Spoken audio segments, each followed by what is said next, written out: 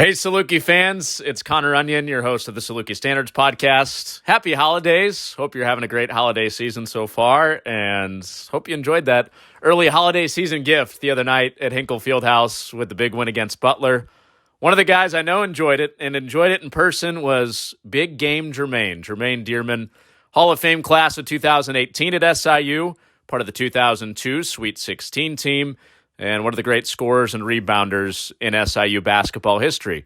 He's our guest this week. Here is Jermaine Dearman.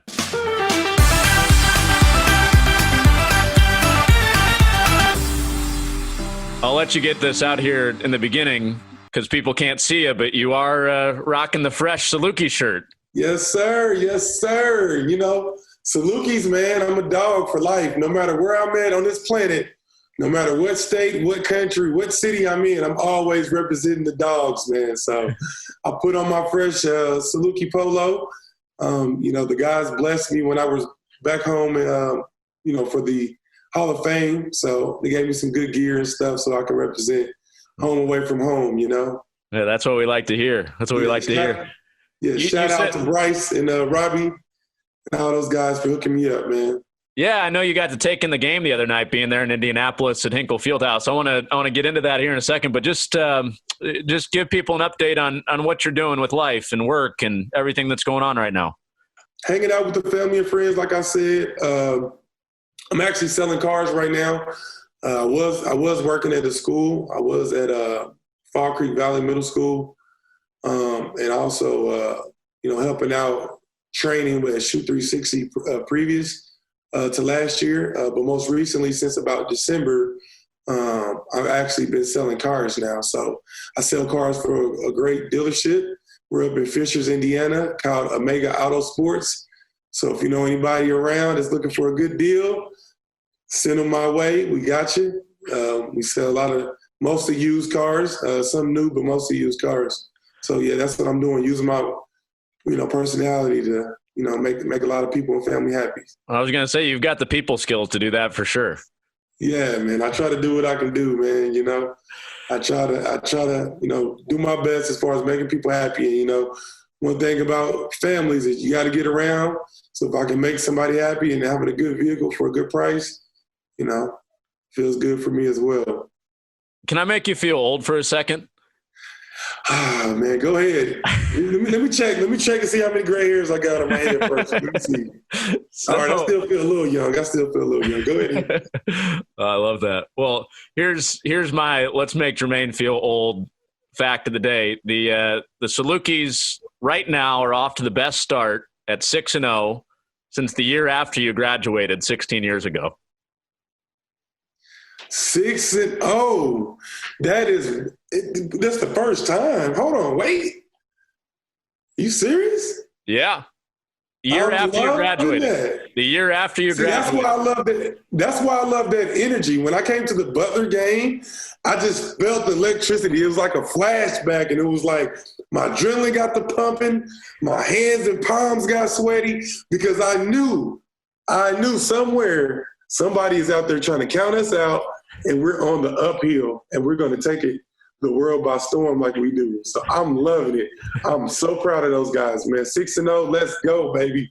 Let's go. When you were watching the other night, what elements in this Saluki team did you see from some of the teams that you played on? The dog and the fight in them, man. I mean, they had, they didn't give up. They were playing with poise. They looked like they played together. I didn't get there at the very, very beginning of the game. I was trying to wrap up at work. I got a sale right before I was able to leave. I wanted to see it from start to finish, but by the time I got there, it was still first half, and they had it rolling. They were whipping the ball around. Domas was hot. Light on his feet, great footwork. The big guy was boxing out, battling down there. I was just loving it, man. The crowd was hype. It wasn't as big of a crowd as, we used to have when I played because, of course, with everything going on. But if it gave you that same feel because of the support. And I just loved it, man. It gave me a flashback. I loved it. That would have been the type of game you would have showed up big in with your nickname, right? Of course. The platform was set. And before I left, with me being from Indiana, like some of my coworkers are big, IU fans. Some of them are Purdue fans and mostly IU fans. Of course, they support Butler with it being from Indianapolis. So, I was talking my talk before I left. I was like, I was going to make sure they all had their foot in their mouth by the time they see me the next day. And I've been talking about it ever since. I said, okay, just because we're going against Butler, they got this winning streak. They got this national winning streak that hasn't been broken. Don't count us out because this is what we do, baby. We came here to shock the world, and that's exactly what they did. They did not let me down. I am so proud of Mullins and the coaching staff of what they've done with those guys. Man, they got them rolling. I'm so proud of those players. Everybody, man, from top to bottom on that roster, were doing their thing out there. And they got it. I don't care if it was for 5 minutes or 30 minutes, man. Everybody, gave it their best, and I loved it. Brian Mullins, the head coach, would have played a few years after you, but you guys went into the Hall of Fame at SIU in the same class. What type of relationship do you guys have? Yes, sir. Oh, man. Hey, Mullins, man, Brian is my guy, man. He's always been a good guy. Whenever I've been able to come back and come to SIU and even had conversations on the phone with him, he's always been good. I even supported him when he was with, was it Valpo? Loyola. Loyola. When he was at Loyola, I didn't know he was on the staff at first when he first got there. But then when I seen him on TV, I seen a couple of TV games. I gave him a buzz and stuff, and he was always in good spirits. He was always, giving me huge shout out and love from all we did before he got there. And so I gave it right back to him as a player at SIU for them carrying on the tradition. And then also when we went to Hall of Fame, it was the same, man. He's a good guy, man. So perfect fit for the team. I know he's going to give that fight that we had, that dog that we had as a player. I see it transitioning as a coach, and he's carrying on that tradition well, man. So always a good guy. We always got that good connection. Life, man. We in it for life. That's right. Once a Saluki, always a Saluki. But how cool is it for you as an alum to see another alumni that was part of that great run the Salukis had in the early 2000s now leading the program as the head coach? I'm so proud, man. I mean, it's a dream come true. Like I said, I would love to coach myself. So any player that had a great career always wants to see if they can carry it on and carry that tradition on because it's in our blood. Basketball is in my blood. I love cars. I love sports.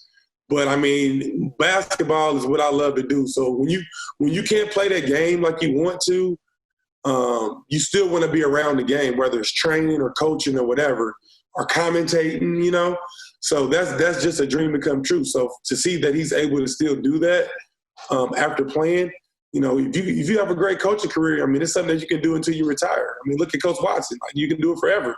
So I'm extremely proud of him for having that opportunity and taking advantage of it. And I know for him, I can speak for him without knowing there's no better feeling in the world to be around basketball. So to come back to your alma mater and still continue to have a winning tradition, you went from a player to coaching at Loyola and having a winning season there, a Cinderella-type season there, to coming back and potentially having a Cinderella season or type story with coaching as well. I mean, what more can you ask for? Yeah, that was a little nudge with Coach Watson, wasn't it? Coaching and commentating. You're trying to get on the headset at some point, hey, right? Man, I would love to. You know what I'm saying? Anything to be around the game, man. Like I say, Coach Watson's been around forever. So I was shocked to see him. When I came to the game, I seen him up there next to Mike Reese. I think I seen Tom Weber first, and then I seen Mike, and then I seen Coach Watson over there. I'm like, whoa, you got him over, commentating. And so it was pretty cool, man. Like I said, I think Bryce told me that he's on contract to do that and back home now and everything. So that was wonderful to see because I know Coach Watson was coaching before I got to SIU for years. Yeah. You know what I mean? So to see him go from doing that to all that he's done with us, with me, to going down to Southern Indiana, doing well down there, and now commentating, man. I mean, he's going to do that till the wheels fall off. It's just So like I said, it's a dream come true, man. We can't ask for more. Yeah, no doubt. Yes, Well, the hope is that this win against Butler will kind of be the launching point for maybe that next great SIU run, doing it on a national level the other night. Thinking back to your teams, your freshman and sophomore year, you guys were not NCAA tournament teams, but then you break out your junior year and go to the Sweet 16. What do you feel like the launching point moment was during your career? In my career, I think it was that summer. I think it was because, going into my freshman year, it was like I didn't know where I was going. I didn't know the team very well. I didn't know the city or anything. I just know that when I came on my visit in high school, they treated me well. They treated me like family. Like some of the ex-players that they knew that they were going to be gone when I came there, they still took time to make sure that I was comfortable, to make sure that when they left, they carried on that tradition. They had Tootie Watts. I don't know if you remember that played before I was there. He was still around. My other good friend, Brendan Mills, was there. Derek Tillman. You had Big Ricky. You had Big Chris Tillman. You know what I'm saying? So those guys made sure that I was comfortable. So when I came there my freshman year, I was like, all right, I knew that this is where I wanted to be, but I didn't know where I exactly fit in. So Coach Weber and Coach Watson and Coach Painter did a good job of working me in my freshman year. So then my sophomore came, I had all these expectations that I wanted to do this. I wanted to come be the leader. I wanted to lead the team to do something that had never been done before. And then we get smacked in the mouth and have a mediocre season. We end up with like 16-14. So I think that summer, to answer your question, was like a wake-up call, because it was like, all right, I want to go home and be with family, but Coach Weber wasn't having it. He's like, look, y'all can go home for a little bit, but y'all gonna come back and y'all gonna work your asses off. You know what I'm saying? You're gonna get in here. You're gonna work out with the football team. At that time, we still had Bart Scott there, who went on to be a former, NFL player, broke all kind of records in the weight room and stuff. So we work out with the football team that whole summer. We're coming in at like 6 a.m., 3 workouts a day. So that summer, I knew going into the season of my junior year that it was going to be something special, because there's no way that we're going to work this hard for it not to be. So I think that was the big turning point for me, was that how hard we worked that summer in that preseason. And also the schedule that he set up. I mean, we had some teams that we were not supposed to beat that were on the schedule. And if we did lose to them, it would have been tough for us to get ranked. So, Coach Weber and the coaching staff, they have full courage in us that we will be okay. You know what I'm saying? So that was a big turning point for us, I think, was that summer and that preseason. Some of those Bart Scott-like workouts on campus during the summer, when did those things manifest themselves in a game where you were like, man, we're going to do something special this season? I mean, basically every game I want to say because probably the biggest preseason game, I think, where I really knew that it was starting to work, we'll probably say when we were was he in Puerto Rico or Hawaii? I believe we were in Hawaii. And we came in, we had to play UMass the first game. I think we played against, maybe it was the Chaminade the second game. And then we had Tennessee. So we played against Tennessee, and we were like in kind of a dogfight in the beginning of the game before we kind of started going up. And you got to think they had all these big-time players on the team. So it was Vincent Yarborough, who ended up playing in the NBA. They had him on the team. They had Ronald Slade. They had a couple of other guys. They had Tony Harris, who was a Hall of Fame point guard at Tennessee. They had all these big studs. They had all this national ranking. And here we are, little SIU, and we're right in the game with them. So we're right in the game with them. Coach Weber was like, no, we're not doing zone. We're manning up. So it was no time to get tired. So if you're not in shape, like you would have been in for a rude awakening right then and there. And it was like some point in that game, it was like I felt like I never was going to get tired. So I felt strong. I could take their hits. I felt like I never got tired. I mean, and I looked around, and my teammates were right there with me. So, like, we were in a dogfight. So I think that was kind of, for me, in the beginning of the season, a wake-up call and let me know, like, hey, if we're hanging with this big team, we're not getting tired, we're just as strong as them. I mean, the sky's the limit. You know what I mean? And I knew that those workouts paid really big dividends because those football workouts are different than the basketball workout. I mean, there's extra sets, extra reps. You got to get up early. We're running on a track till you're tired. Coach Painter and those guys, Coach Watson, has throwing up, man. I mean, there were some crazy stories. I mean, put it like this. We used to run miles, like 3-4 miles at least, that I could think up off the top of my head. And we had certain times we had to make it in. And at one point in time, Coach Watson was a lot older than us. I'm not going to disclose his age, but a lot older than us. And he make us look stupid because when we first started running, he was beating all of us. So he's like, if I can beat y'all, you guys are not going to stand a chance out here on this court.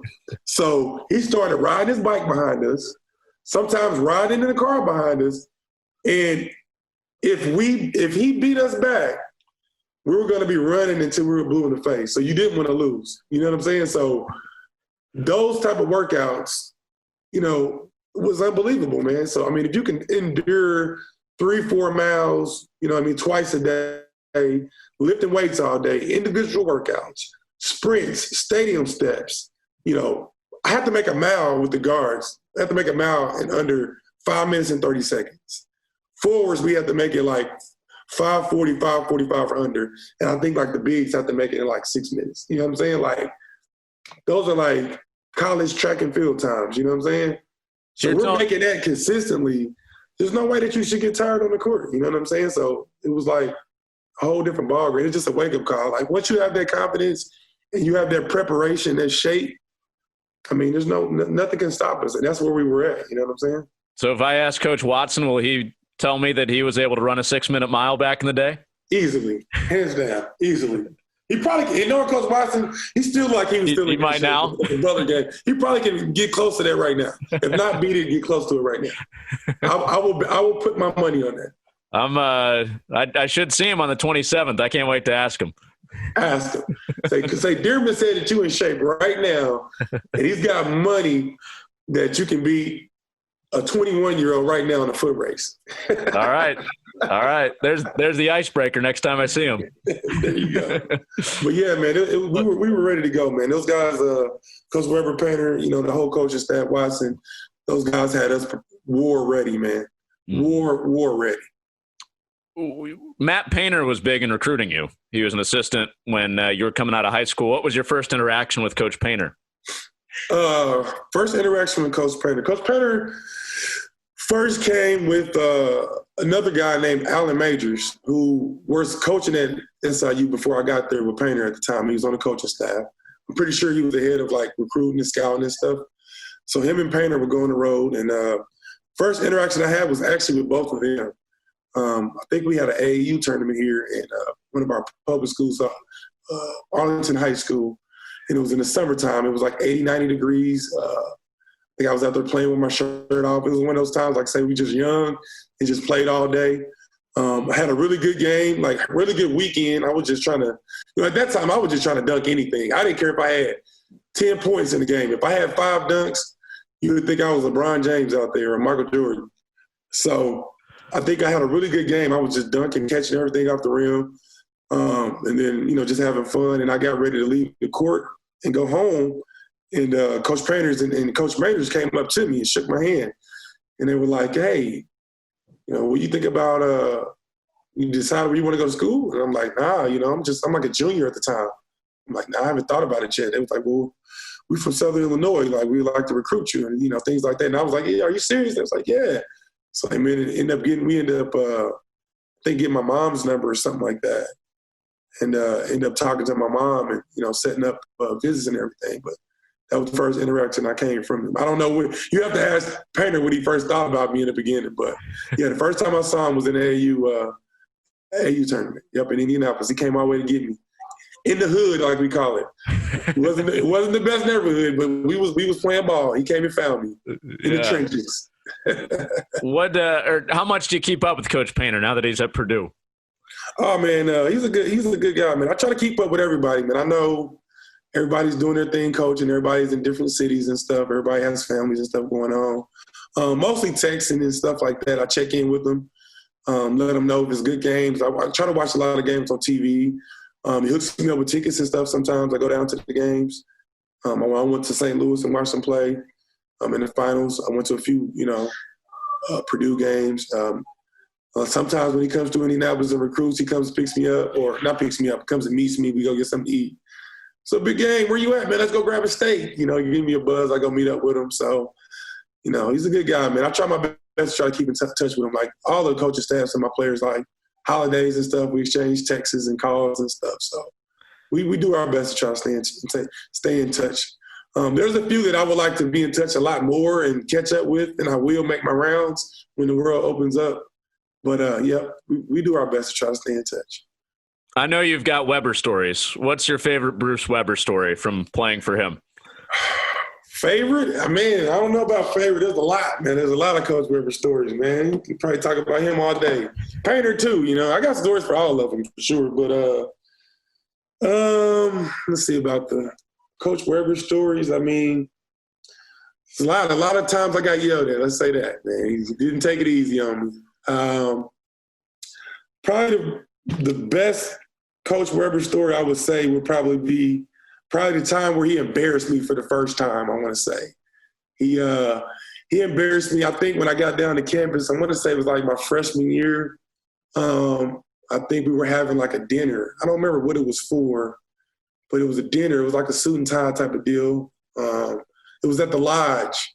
So we went out there and we were talking and stuff. And, I was a little nervous. I was scared to talk in front of people and stuff. I was a little shy and timid. And because Weber goes up there and he's like giving the story background, like giving all the fans and stuff and the sponsors and the boosters and stuff a little bit of background stories about everybody. And he goes up there. I'm like, I wonder what he's going to say about me, because I haven't got a chance to, do my thing at SIU yet. So he goes up there to the podium and he's like, yeah, we got another freshman in, a big guy named Jermaine Dearman from Indianapolis. And I'm like, okay. And he's like, yeah, the funny story about JD, we call him JD around here. The funny story about JD is the first time I met him, he took a swing at a guy. He tried to knock his head off on the court. I'm like, what? What are you talking about? I'm like, oh, my God. I didn't even remember what he was talking about, because Weber remembers everything. So I'm like, what story is he talking about? He's like, yeah, I went down to see him play in Indianapolis. He was playing against Pike in high school. They were playing in the county championship game, and some guy elbows JD for a rebound, like elbows and gives him a cheap shot. And the whole action goes the other way down the court, and he turns around and swings at the guy. If the guy didn't duck, I think his head maybe still be rolling down 38th Street or something like that. I'm like, what? I'm like, oh, my God. Now everybody going to think I'm Ron Artest. I'm just out here beating people up on the court. And I'm like, I'm the biggest humble giant on the team, man. I'm like, oh, my God, come on, Coach. Sylvester Willis and all those guys, man, they never let it down, man. They were making fun of me all week, man. How much practice has your Bruce Weber impersonation gotten over the years?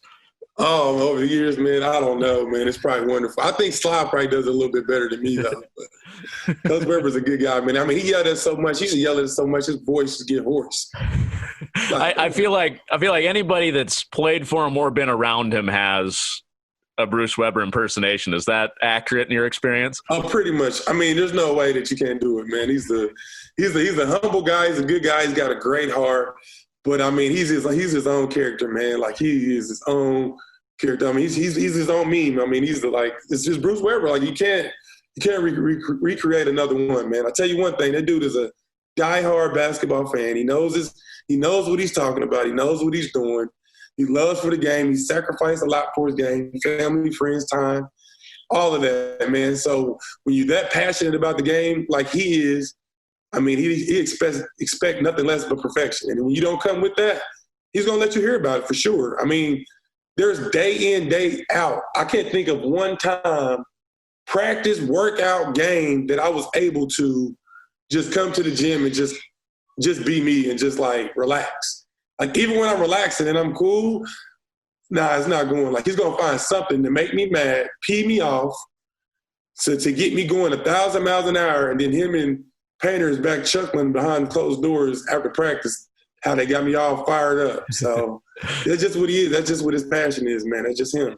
He was trying to get you to swing at somebody like the first time he saw you. I guess so, man. I'm assuming that's what got him to like me. At least he knew I had that fire in me, man.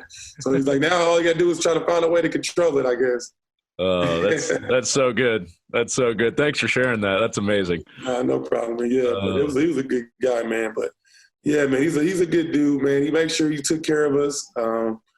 Make sure that we were all prepared.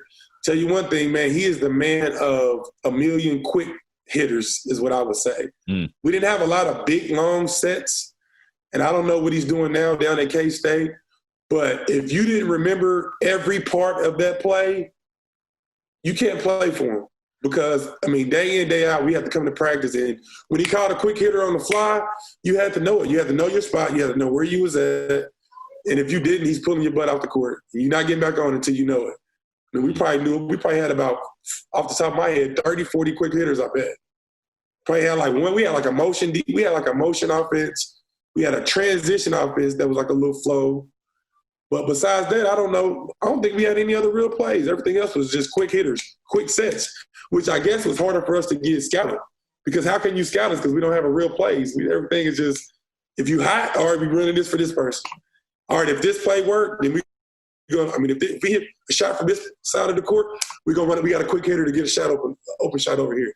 Like, that's just kind of how what it was. And between him and Painter, man, there's basketball heads, and Watson and Lowry and Coach Lowry. I can't forget about Coach Lowry. I mean, I had a great coaching staff to work for because all of them either played or had wonderful experience coaching. And so when you have that all together, you have all those four aspects. I mean, we were golden. I mean, it was in the making, man, for us to win. And all became head coaches. I'm really surprised we didn't have a national championship with all that experience. Yeah. And all those guys became head coaches later. Exactly. And I was not surprised about it. Yeah. We even had Coach Shane Hawkins even came and helped out for a period of time. Uh-huh. Even Coach Mitchum, you know what I'm saying? Like, our coaching staff was, I was lucky. Most players in their career, they're blessed to maybe have one or two good coaches. You know what I'm saying? Like, my whole staff was good. Yeah. Well, I want to talk about the word poise because I think that's what comes to mind when people think of you. And with this young Saluki team, people are starting to talk about how this young team has some poise in some of the early big games. You had that poise, NCAA tournament games, big games in the regular season. Mm-hmm. How do you rein in your emotions to be at your best when the stakes are at their highest? I mean, you have to, man. It's certain things, and I can rave on for days about our coaching staff, about how much they prepared us, watching game film, scouting reports. I mean, we were running other teams' plays before they ran it. Like, we were calling out their plays before them. So you can do all those X's and O's. You can practice till you're blue in the face. But when you actually get on that stage, they've done everything they've done to prepare you. But it takes a certain type of player and dog inside of you to be able to you're going to either rise to the occasion or you're going to fold. You know what I'm saying? And that's a part of the game that can't be taught. That's something that can come with experience. You can be learned, or either you got it in you or you don't.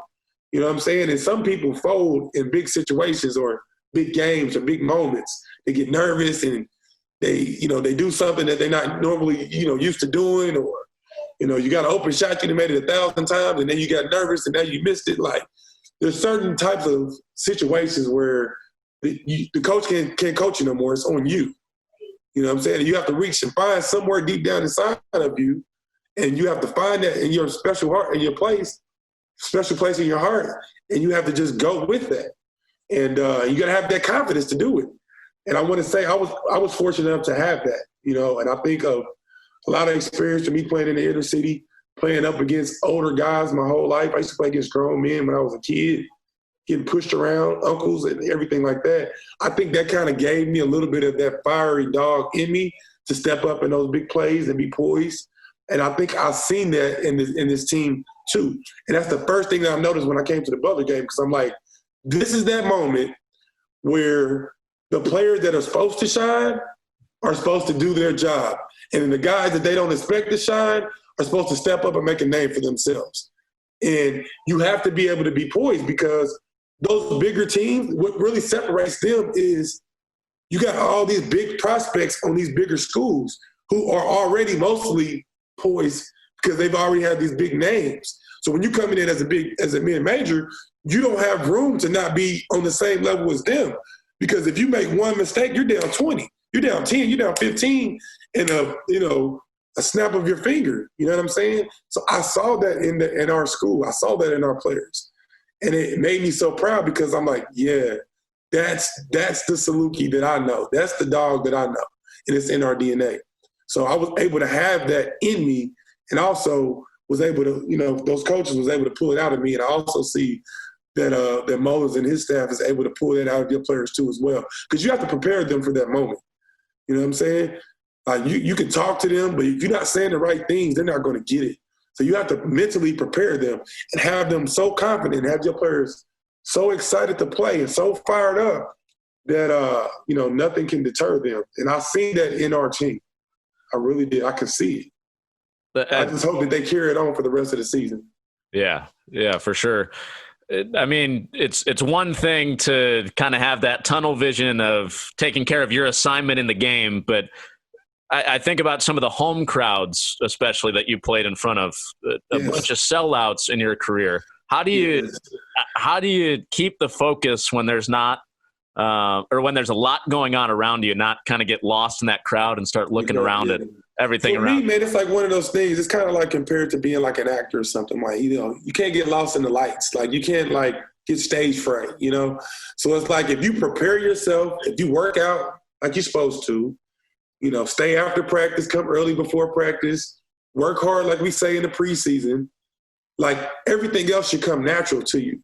So once you've already done your preparation, once you get onto that big stage, you know what I'm saying, and you focus on your craft, it should come natural to you. Like a few things for me, though, what I would do, like I knew that if I had, family or friends that may come to the game, or if I know that, it's a big game and, those crowds come in early, like I get a lot of my handshaking and what's up and high fives out the way before the game.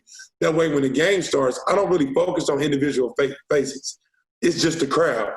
Now, I feed off of that because a crowd can be electrifying. Big games, it's electrifying. It's hard to describe in words. You have to really be in that moment because once you're in those big games, you hear the floor rumbling, the seats shaking, the crowd yelling, like you feed off of that. You know what I'm saying? And it can propel you to do even things that you didn't even know that you can do.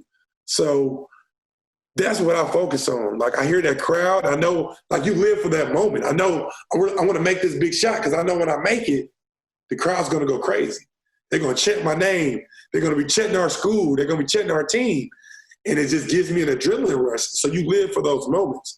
And if you're the type of player that want to do well and want to step up and be a leader for your team, those are the moments that you want to happen. You got to be prepared for that. And like I say, I don't focus on individual faces. I just hear it. I can hear the sound. I can feel it. And I focus on my job. I focus on the next play. I focus on the rim. I focus on my assignment. And then I worry about everything else after the game. I'll go back and sometimes watch game film after some of those big games. And I'm like, wow, I did that. You know what I'm saying?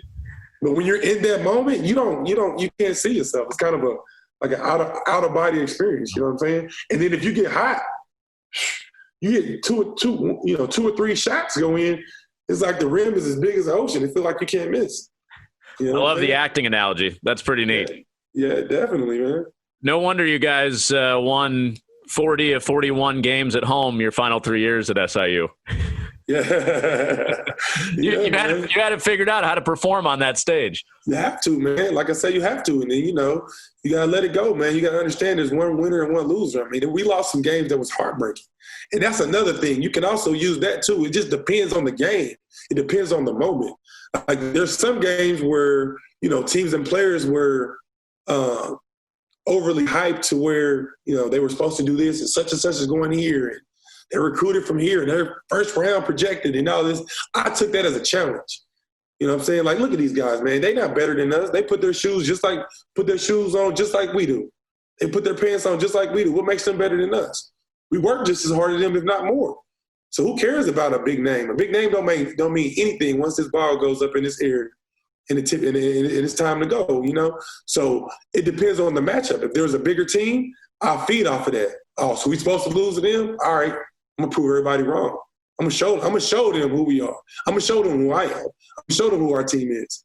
You know what I'm saying? Then it may be something else where,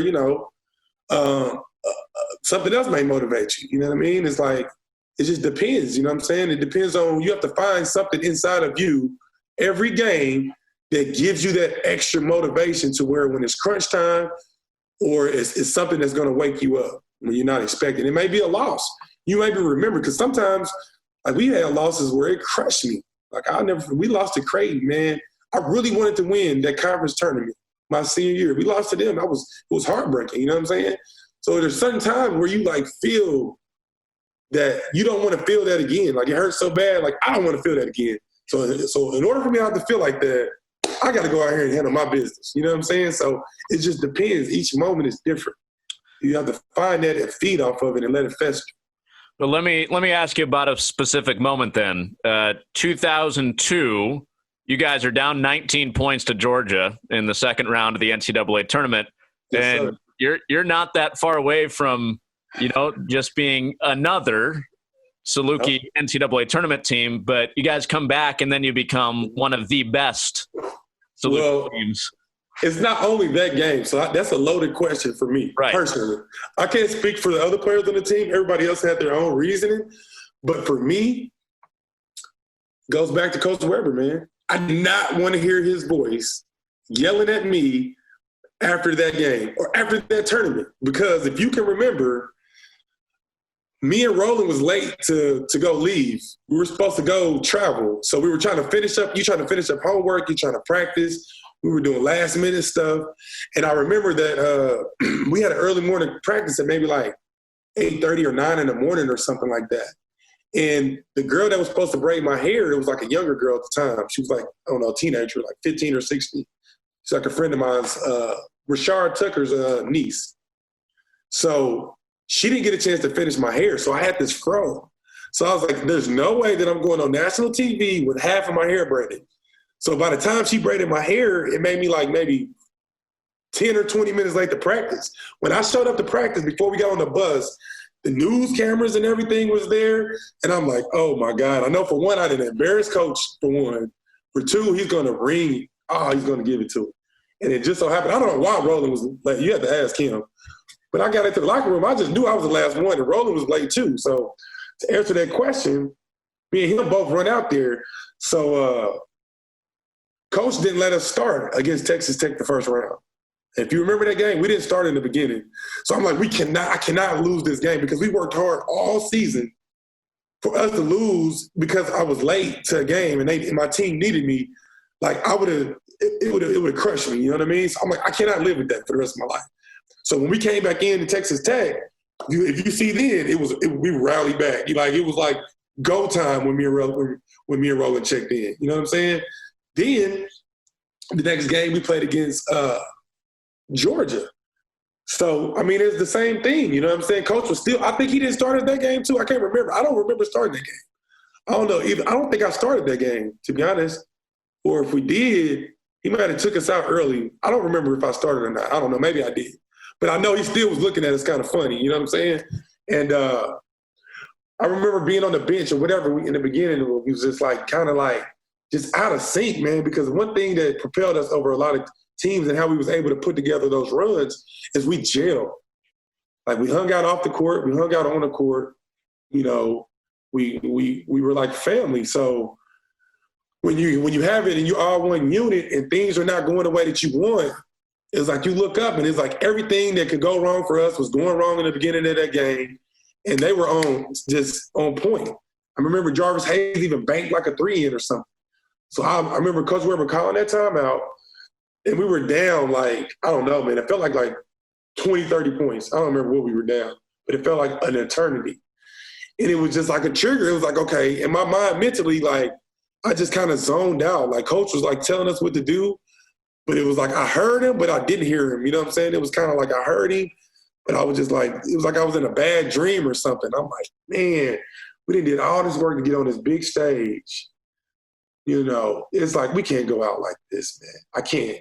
So it's like, I'm going out here and I'm busting my butt. And whatever needs to happen, I'm leaving it all on the court. And we'll see. We'll count it up at the end. And so he put us back out there, man. And I felt like I didn't want to let the team down. You know what I'm saying? Like, we're a team, and we all contributed to our run in our season. But for me personally, I felt like I needed to put the team on my back. So it was like, I'm going to pick my teammates up. You know what I'm saying? So whatever it needed to be, if it needed to be me, you know, taking a charge, getting a rebound, making a shot, dunking, blocking, whatever it was, I didn't care. Hitting some free throws for once, you know what I'm saying? Like, I didn't care. Like, I was trying to put together whatever needed to happen, man. And so it just was like I told you before, it was like an out-of-body experience, man. I just zoned out, didn't worry about getting tired. I don't even remember taking a drink of water that game. It was like, I'm out here, man. Let's go. And I just used that as motivation, man, and just did whatever I can do. And it just, like, put together one thing after another, man. It was like, tip in here, steal here, assist rolling here, screen and roll, dunk here, screen and pop, jumper here. Set a screen for Kent to get open. He hit a three. You know what I'm saying? You know, outlet it to Darren Brooks. He's on a break. He didn't outrun somebody. Like, it was just like I was just zoning out, and we just picked them apart one by one, and it was like that run just started happening. Like, we get an open shot. It don't matter. If you miss it, I'm getting a rebound. You know, I'm tipping in here. You know what I'm saying? So it's just kind of how it was, man, and it just worked out in our favor.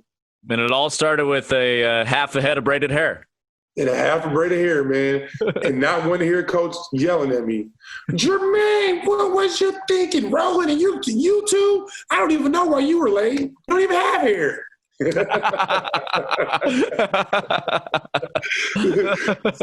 So, yeah, man, I did not want to hear that raspy voice, man, just in my nightmares because we lost because I wanted to get my hair braided.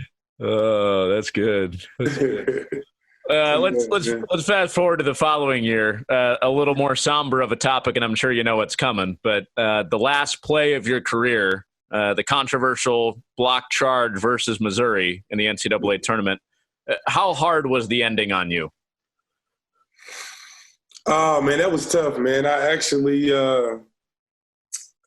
had a lot of my family and friends at the game, man. So I was hoping to have that fairy tale ending, kind of like when I had a lot of my family and friends back my sophomore year when we played Indiana State. That was probably the most family that I had come to the game.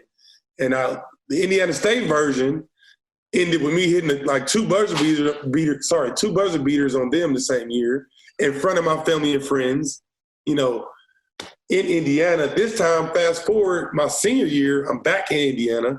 I think it was the last time they had a game at I think it was the RCA Dome. So they were finishing that up.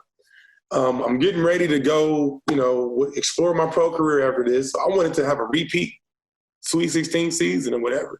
And the stage was set. I think if we beat them, we might even been playing against Dwayne Wade. I think Marquette or somebody was maybe playing. I don't remember. Maybe not. But the stage was set, man, for us to do it. And it was like we were up by one. I mean, I seen it clear as day, man. It was like I seen Ricky Paulding coming against Darren Brooks. He was playing straight up. Darren Brooks is one of our elite guards. I mean, he's athletic, long wingspan, shoot threes. You know, DB, handle the ball, play defense. Now, I've seen DB block center shots. And centers trying to go up and get a dunk, I've seen him block it before. You know, I'm not saying he has Vince Carter hops, but, you know, he was definitely not a slouch on defense. Him and Stetson and Tony, like, them guys were elite on defense for guards. And Brian, too. Brian Turner was good, too. But it was set, man. So I'm on a baseline. We need one stop for the win. DB is one-on-one. I think Coach had already called a timeout before and told us to just stay man up and stay straight up. I was checking a shooter. It was a big guy, but he shot threes. He was in the dead corner. So Darren Brooks was one-on-one with Ricky Paulding on the wing. It just so happened to be on my side, which was a strong side. So I see Darren get beat. So he's kind of beat, but he's not beat all the way. It's like one of those where he can't recover. He's kind of on the side of him. But it's like if I don't help and he scores a layup, that's on me. You know, if I help too early and he kicks it to my man on the corner, like that's the easiest shot in basketball is that corner three, and he hits that. I'm not going to hear the end of it. Back to the raspy voice. So I had to make a quick decision, and you only had a split second to think about it. So my original plan was to stun at him, like kind of fake jab at him, get him to pass it to my man in the corner and just let me close out and pray for the best. Well, once I stepped in, it was like I was already committed and he was coming. So I planted my feet. And I was like, don't move. I took the hit and I just closed my eyes, man. I closed my eyes. I heard the whistle blow. I just knew if that whistle blew, that was a charge. So I'm on the ground. I hear the whistle blow. I open my eyes and look up. My teammate, I think some of my teammates was even cheering because they thought it was a charge. And as they were lifting me up, I look at the ref and I just see that fifth foul he was giving me, man. And it was like my heart just fell out my jersey, man. I'm like, oh, my God. I didn't even want to get up. So, I mean, after that, man, I went on the sideline, had my fingers crossed that maybe Kent Williams can pull off another Evansville, hit a half-court shot or something. And he ended up, I think, getting the shot off, but he ricocheted off the rim, man. And, yep, that was it, man. I had to go, tuck my tail between my legs and go say my goodbyes to my family and friends. And that's how I ended my career. Yep. How long did it take to mourn the end of the career and the way that it ended like that? Man, I'm going to be honest with you. Kind of listen, man. I'm still mourning, man. I'm still mourning to today, man. It's something that will haunt me for the rest of my life, man. So I don't think that ever stopped, man, because I really, really wanted that for sure for us. I mean, we did a lot, man. So it was just part of our tradition. Yeah. So, it's your senior year, man. Your senior year, you want to go all the way. Right. So, yeah, man, I don't think it ever stopped, to be honest. I mean, it lessened up over time. It probably hit the hardest probably the first, month or two after. But, definitely that first week, I don't think I slept much at all. But it's still a nightmare, man. I think of all the time, man. It's crazy. And what's weird about it is some fans that I didn't even know that I run into still today, like wherever I'm at, and they find out, Saluki's, oh yeah, man, that's still one of the worst calls in basketball. They even say, even Dick Vitale said it, So even people that, remember our stories still remember that play, which is crazy to me. But objectively a bad call, not just for Saluki people. Objectively, exactly. Any fan that was watching the game did not agree. So right. I don't know, man. Maybe I wasn't set. I felt like I was set. Dick Vitale felt like I was set. You know what I'm saying? But apparently the refs didn't think I was set. Right. Yeah. I mean, you packed so much into your 4 years of playing at SIU, and I'm sure still one of the best 4 years of your life. What advice would you give to players now to help maximize the 4 years that they do have, that small window? I would say take advantage of any opportunity that you can to show yourself on that stage, whether it's the smallest team or the biggest team. You never know who's watching you. So give it your all, play your hardest, prepare first, because if you come prepared, you don't have to get prepared. So if you do your due diligence, train hard, work out hard, work on your weaknesses, and get out there and play to your strengths. Don't get out there and do something that you're not, just to show everybody that not used to doing or not really well at doing, just because you want to try to prove to the naysayers. Do what you do best and do it very well. You work on your weaknesses in your off time, in the off season. That's the time to work on your weaknesses. So if you have a problem scoring with your left hand, use that off season to do that. Use practice to do that. Don't try that stuff in the game. Go out there and do what you do best, man. And, maintain good spirits. Be the biggest cheerleader you can for your teammates off the court. And then when you get on that court, take advantage of whatever opportunity that coach gives you. That's the best advice that I can give you, you know what I'm saying? And the sky's the limit, man. Don't let anybody count you out, because we have made a lot of people that were non-believers believers. So you can do it too. So that's what I would say. Spoken like a guy that was well coached. Yeah, man. I try, man. So that's the honest answer I can give him. Well, hey, come see us at some point, and I'm glad you were able to make it out there to Hinkle the other night. That was great to see. For sure, man. I appreciate it, man. I'm gonna try my best. Like I say, you guys let me know. Be in touch with me. Let me know about who can come in attendance, because I want to do my best to come into the Evansville game. Of course, it's not that far away, a few hours. And I definitely would like to come to the Indiana State game as well. So hopefully they at least still have 25% there, because I'll try to come to at least one, if not both of those games too, because it's not that far of a drive.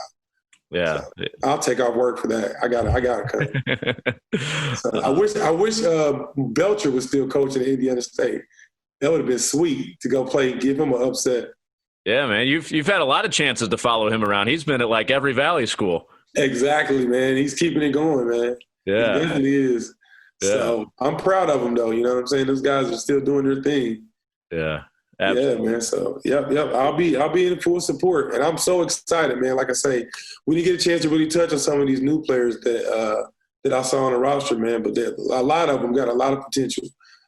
Some of the guys that didn't get a chance to get in, I can't really assess that, and I will. I'll be watching all you guys. If you get in 5 minutes, I will be looking to see what you're doing when you're out there.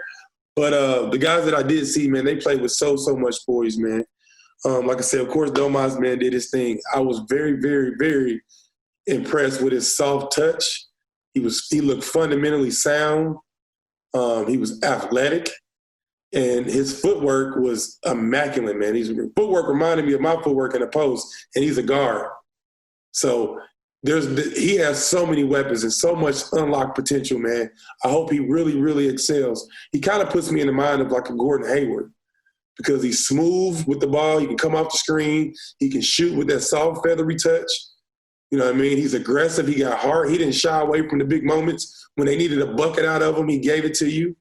Pump, fake, jab, step, whatever you needed, and one. He kicked it out for the passes when you needed to. I mean, he really, really did his thing. The other guy that I was impressed with, I think his name was who was it? I think was it Jones, number 5? Lance Jones, yeah, the point guard. Jones. He was quick, explosive. You know what I mean? He was kind of relentless. I liked his game. I mean, I like everybody, but these are just some of the ones I pointed out. He was very, very relentless with his game. The big fella, number 14, Kyler, I want him to make them free throws. Practice on them free throws, fellas, man. The biggest thing, I'm not the best free throw shooter, but I did what I can do, man. And I would say, just from on the outside looking in, hold that follow through, man. If he just held that follow through, it looked like it was online. He just got to hold that follow through. But besides that, he did what he needed to do. He was down there banging with those guys. Some of those guys are bigger, just as big as him. You know what I'm saying? He was wrestling around with them. He was setting those screens for those guys to get those open shots, stuff that don't show up on the stats sheets.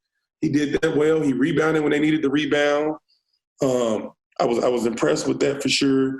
I was impressed with the other shooter. I think he was number 24. Trent Brown, yep. Trent Brown, the white kid, the little shooter with the black hair. Yep. Oh, man, come on, man. He did what he needed to do out there, man. I was loving it. I mean, and the N1-3 was just icing on the cake, man, but his shot was wet. I mean, I was like, this dude is a pure shooter, man. I mean, I have to see him watch a little bit more, so no disrespect to my brother, Kent Williams, but he was Kent Williams-ish, you know what I'm saying, out there. Really? For sure.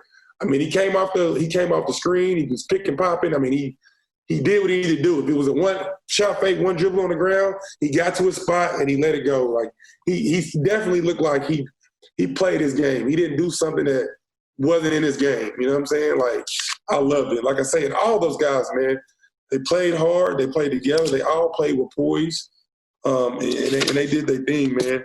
So I was really, really, really proud of those guys, man. Dalton Banks did his thing as well too. He did what he needed to, do when he got out there. The only one that I was really disappointed I wanted to see play, and I'm pretty sure Coach knows what he's doing with that. I wanted to see what my boy Chris Cross was going to do out there, man. You know what I'm saying? So I seen Dan at the game and everything like that. So out there supporting. So he had a 3 in his first game. Out there and do what he needed to do. He had a 3 in his first game. Did he? Oh, yeah. I seen some highlights from him before. I was on Facebook. I think Joe Cross, my boy Joe, was following him before, man, and working him out and stuff. So I seen he had the skills. I seen all the weapons that he has. I just wanted to see how it translated in that game. So I wanted to see what he can do. So hopefully I'll get a chance to really see him, do his thing out there as well. But he's young. You got to work. You got to earn your stripes. So don't get down on yourself. Keep working hard. You're going to get your time. but I can't wait to see what he brings to the table as well. Hey, I love the breakdown. Appreciate that.